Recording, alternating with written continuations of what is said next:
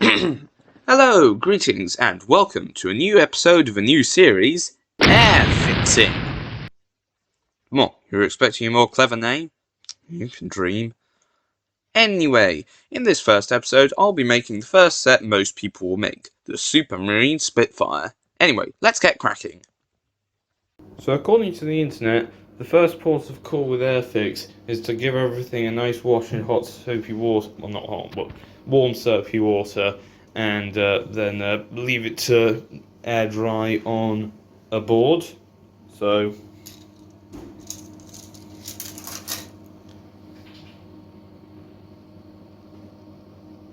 okay. It's worth noting that whilst this set does come with like 6 paints, I also apparently have a load left over from previous Airfix projects, so that's good. It's debatable as to whether these are still functional though, or if they've dried out.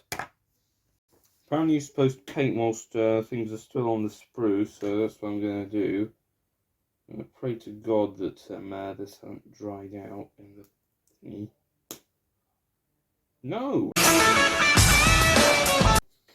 Right, so I have my lid off of coffee grain container, and into that I will put, it's a bit solid, but we can get behind that. Put a little bit of the Airfix paint into the thingy, which I'm going to call a palette from now on, and then I add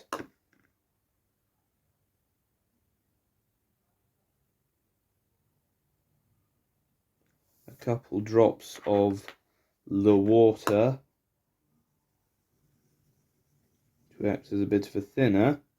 I've learned this all off of the internet. You can go learn where I found this out in the description below, if I'm not a lazy sod who forgets to provide credit to people, which I probably am. And then I paint the interior.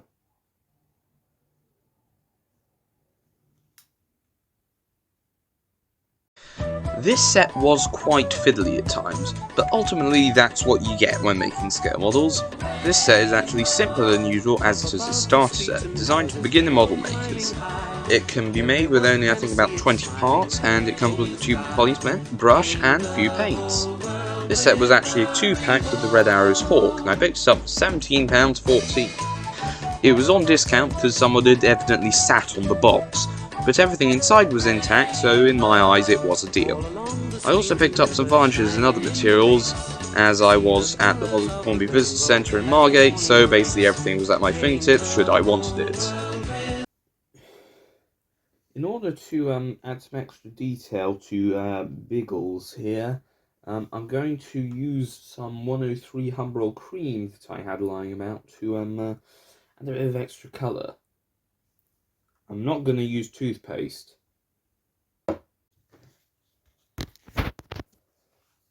There we go. So, we've mostly finished off the cockpit detail. I've even added a little bit of a spare Humbrol 11 silver I had lying about to the cranky things that they have here, you know, just to add a little bit of extra detail. You won't really see it probably once it's done, but you know, if you know it's there, then it makes me feel smarter.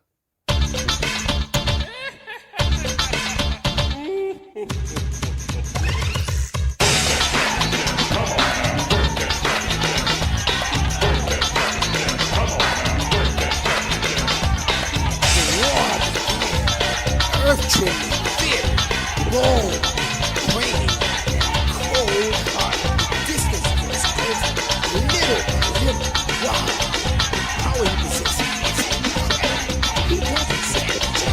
What I can really appreciate about Airfix is that it's very open and one of the least prohibitive hobbies out there.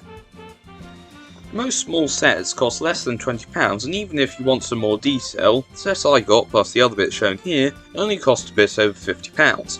As such, nearly anyone can get into the hobby, as money really isn't a barrier to entry, and I appreciate that. I also think it shows that Airfix have stayed quite humble, because despite being one of the most iconic model making brands, they haven't jacked up the price to extortionate levels. It's cheap, and I like it.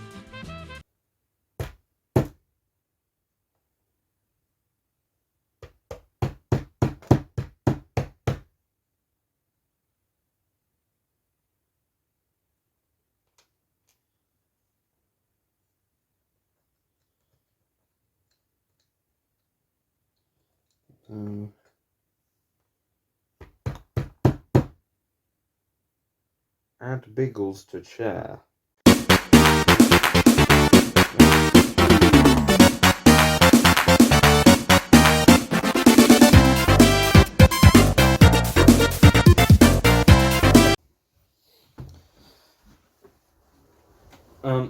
You're supposed to paint the tips of the propellers yellow, but however I don't have any Airfix Humbrol yellow paint, so I've pilfered some of my dad's cadmium from his System 3 sets that he never uses, and we're going to use that instead. Okay, on with the show.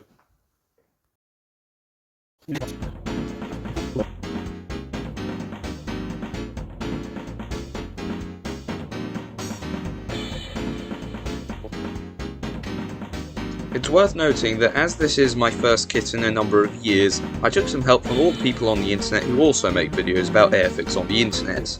I could have asked my dad, but I am a teenager, and teenagers think they are too good for their parents, and as such I did not think to ask. Sorry, Dad. Ow! So, now I have done 4-5 coats of this. It's probably too much, and admittedly there are a couple noticeable brush strokes. But I will say, compared to my last attempt many years ago, this is better. This is better. I'm better at Airfix modelling now. Okay, good news.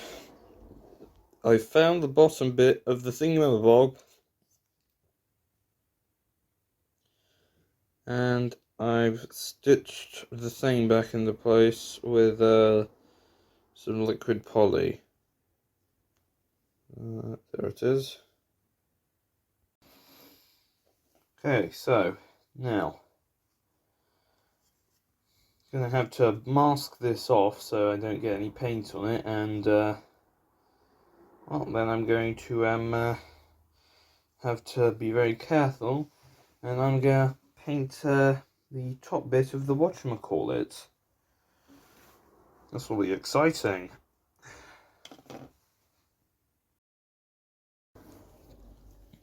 Plane has been successfully masked. I've even done a bit on the underside of the fuselage, so I don't have to actually expend effort to avoid getting paint on the wrong bits. I'm a smart lad.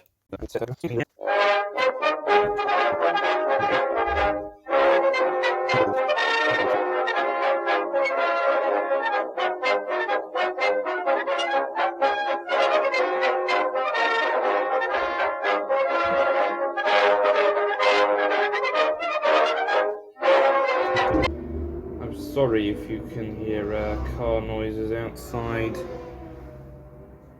I live right next to a road, believe it or not.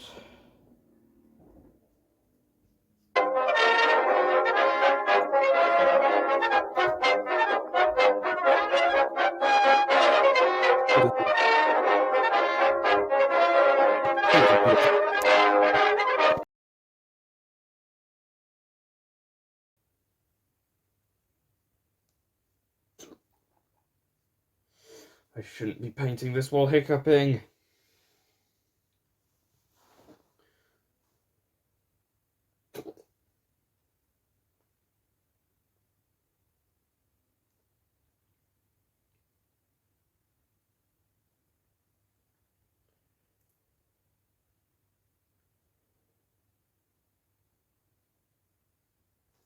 Oh, fuck.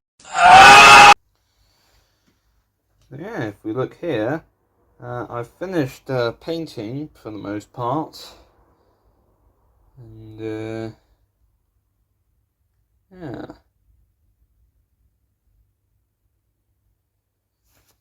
So, now it's time to apply and decals.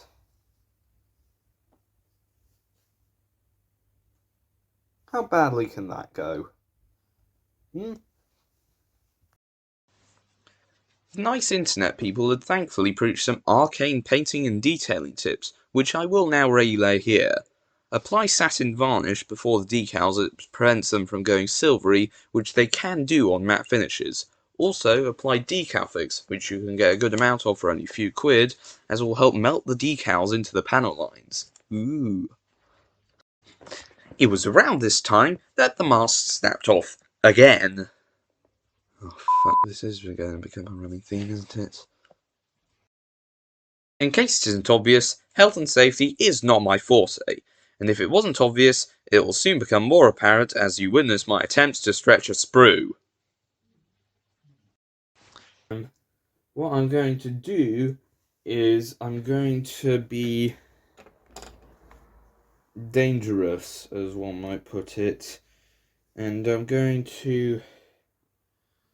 Well, what I'm going to do is I'm going to get these scissors. Oh no. And I'm going to... Or maybe instead I'll use... Oh, no, move the camera.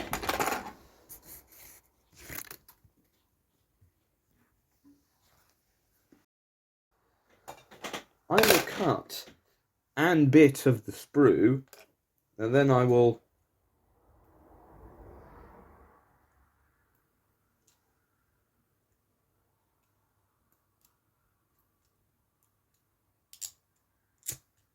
Oh!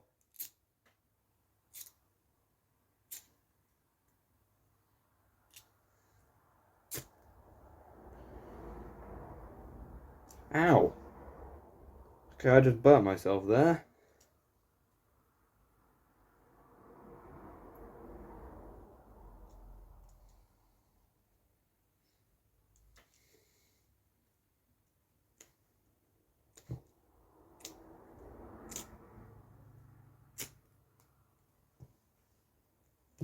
Ow! Fuck! Okay, as I was saying... This sprue's there.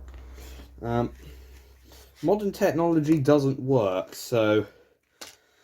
I have instead an... Oh no. Instead I have an match, and what I'm going to do is I'm going to light it.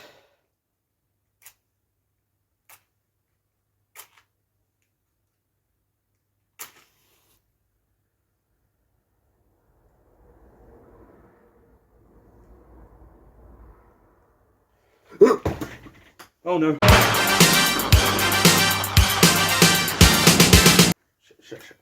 Nearly caused a house fire there. And now I have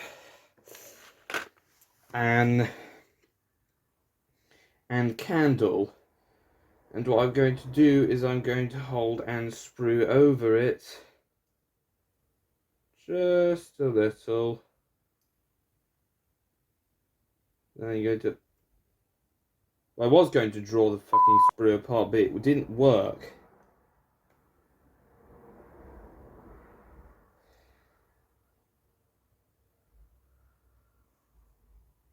I'll try this with another bit. I'm going to cause a house fire, aren't I?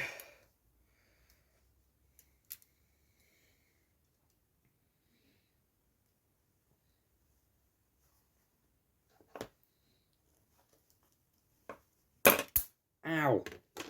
Ow.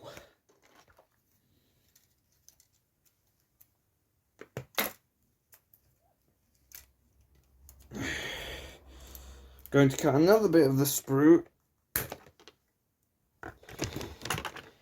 And I'm going to hold it, just over this.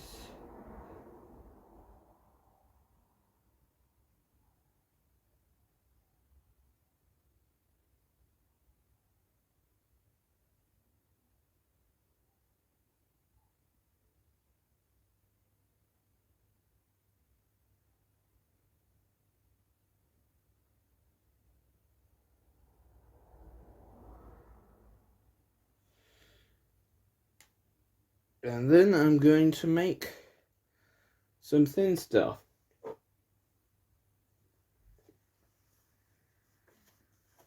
And then with that, I'm going to... Oh, fuck. The final step in the process was weathering. Unfortunately, there were some Turkish builders doing up a staircase in my house, and thus I had to relocate downstairs. Due to this hasty rearrangement of the setup, any footage gathered here was inviable, as the model wasn't in frame for most of it. But I can say it went pretty poorly. I attempted some acrylic washes, but because I lacked materials, they turned out... Same applied when I tried grinding up some charcoal for a wash. It turns out that charcoal is not equal to black chalk, and my local hobbycraft doesn't have any of it. At some point I also attached the sprue bit as an antenna wire, but not after I snapped off the mast again, lost it in the carpet, and had to sloppily whittle down some more sprue to make a new one, which being me was a one-stop shot to injury.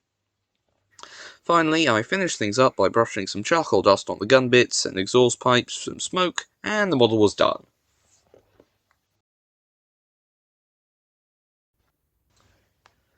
It is not perfect.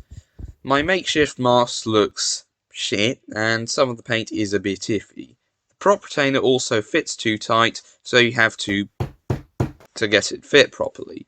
And the paints do have a problem where they dry out in the pot and go clumpy. These can be thinned.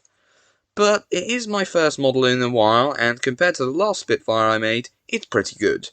Hopefully for my next build I will not have to rely so heavily on the wisdom of other people. And with that, that's the end of this video.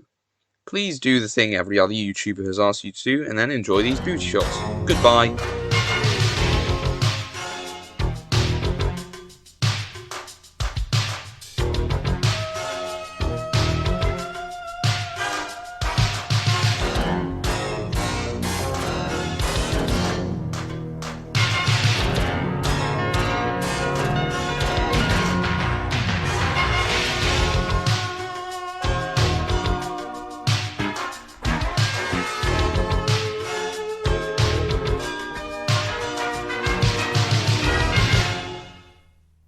This is going to go horribly wrong, isn't it?